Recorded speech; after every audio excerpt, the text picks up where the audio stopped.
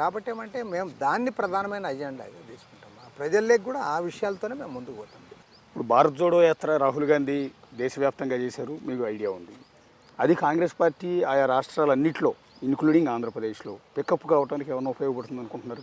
ఖచ్చితంగా ఉపయోగపడుతుంది. అదొక పెద్ద పొలిటికల్ యాక్టివిటీ. దేశమంతటా రాహుల్ గాంధీ చేసినప్పుడు ఆటోమేటిక్గా వాళ్ళ పార్టీకి ఉపయోగపడుతుంది.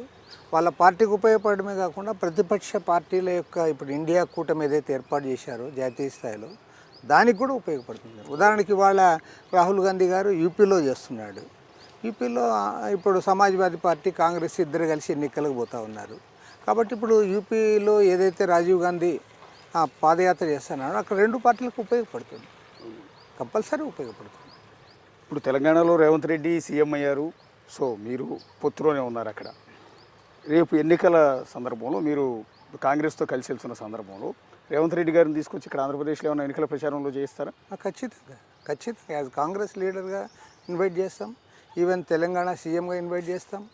ఆయన కూడా అక్కడ బీజేపీకి వ్యతిరేకంగా ఫైట్ చేస్తున్నాడు కాబట్టి ఆటోమేటిక్గా మేము కలుపుకుంటాం. ఇక్కడ ఇప్పుడు ఖర్గే గారు వస్తున్నారు నేషనల్ ప్రెసిడెంట్గా, అదేవిధంగా కర్ణాటక ముఖ్యమంత్రి సిద్ధరామయ్య గారు ఉన్నారు, డికే శివకుమార్ గారు ఉన్నారు. వీళ్ళందరూ కూడా ఆహ్వానిస్తాం.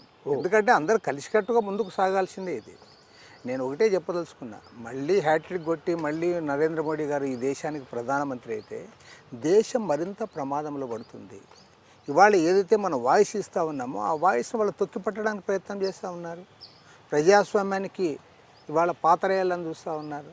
సెక్యులరిజం అనేది కనపడకుండా చేయాలని చూస్తున్నారు. ఎందుకంటే ఇంత పెద్ద దేశంలో సెక్యులరిజం ఉంది కాబట్టి మనం ఇన్ని కులాల వాళ్ళము ఇన్ని మతాల వాళ్ళము కలిసిమెలిసి జీవిస్తూ ఉన్నాం. వాళ్ళు దీనికి ఏదైతే బేసిస్ ఉందో దానికి వాళ్ళు దెబ్బతీయాలని చూస్తూ ఉన్నారు. కాబట్టి ఏమంటే వాళ్ళందరూ కలిసిపోవాల్సిందే.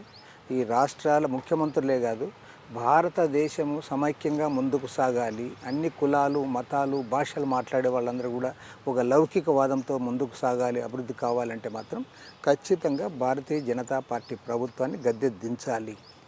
ఆ గద్దె దించడానికి అందరి సహకారం మనం ఉండాలి. ఇప్పుడు గతంలో మీరు